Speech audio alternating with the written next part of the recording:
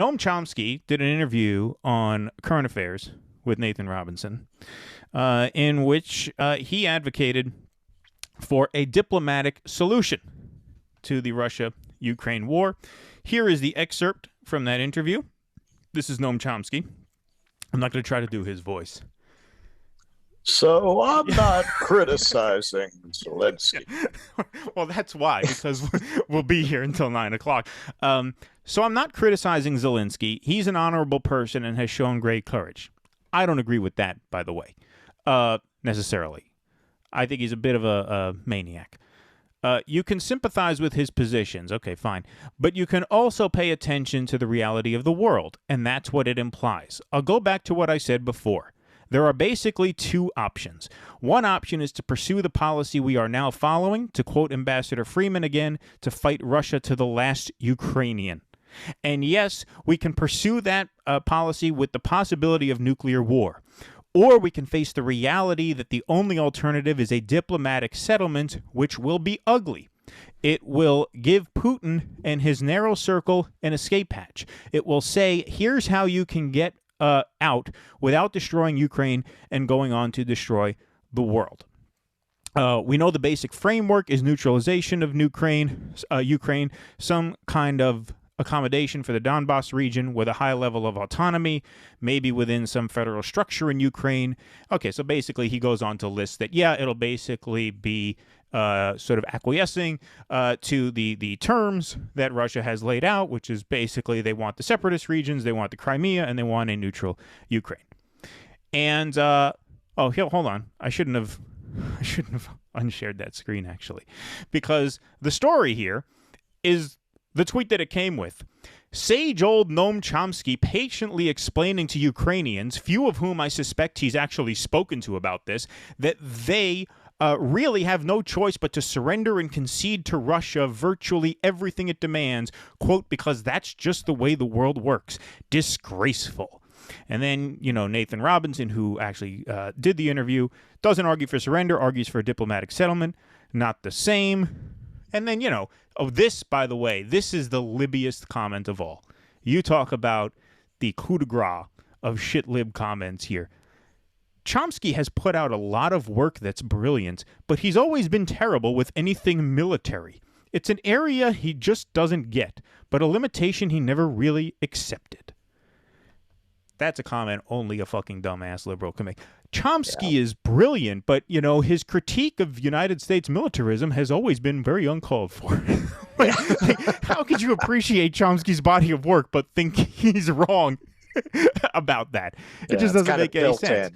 That's an up your own ass liberal who thinks you're way, way smarter than you actually are, who makes that comments. But look, they come after Chomsky for saying basically what I've said from the beginning. Jeremy Corbyn said as soon as the war started, all wars end with diplomacy. So why don't we just skip the killing part and go right to the talking part? And that's what Chomsky is advocating for here. And these liberals, and look, to be fair, this is not just liberals. Like, a lot of the mainstream conservatives are falling for this too. You're seeing, as we always see, bipartisan war fervor. I wrote an article, actually. I did not take something into account. I said in my article on this subject that it would probably be resolved by negotiation in the next few weeks. And if it were really between Putin and Zelensky, I believe that would have been correct. I did not take into account something that's actually kind of obvious. I really should have thought about this before I ventured that prediction. The U.S. is the one doing the sanctions. What power does Zelensky have to actually negotiate a peace? If Zelensky can't call off the sanctions, he's not in a position to negotiate any peace. So how would you get a peace when clearly the United States does not want this to end? We just want this to go on as long as possible. So at that point, you can't resolve it. If it was between the two of them, I think Zelensky would actually do as Chomsky is suggesting there. I think he probably would just fuck it, take the Donbass, take Crimea. Okay, we're gonna. He's already made kind of noises in that direction that he's willing to declare the neutrality of Ukraine. I mean, basically everything that Russia wants. But how can he negotiate? He's not the one wielding the stick. I saw a guy the other day, I'm not going to name him, but a tour guide who was carrying a Ukrainian flag. And, I wasn't going to say anything, but he came up and brought it up to me, which was a mistake. I said, oh, where's your fucking Yemeni flag? What? There's been a genocide going on there since 2014. Where's your flag? I didn't see you carrying a flag from Yemen. What did he say? Whatever. So what about his? He actually agreed with me. He was like, "Oh yeah, I think he just wanted. I don't know. Well, look, their attitude. I mean, look, here's the irony. He said later he thought his customers would like it. I was like, all right. I mean, I guess I got to respect that on a mercenary level.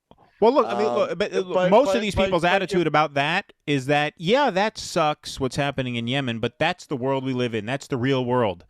And when Chomsky makes the exact same argument regarding Ukraine, oh, no, you can't say that. What a nihilist. Listen, what a nihilist. This is my overall attitude about it.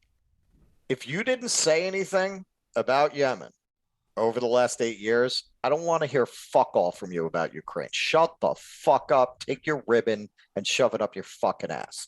I don't want to hear it, you virtue signaling phony.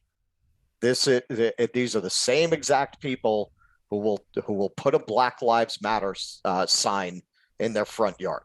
But brown lives don't matter when they're getting bombed by an ally and the media is not directing you to be concerned about it.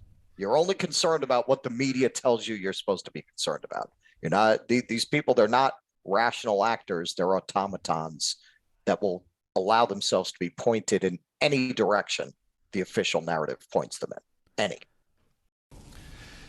Please clap.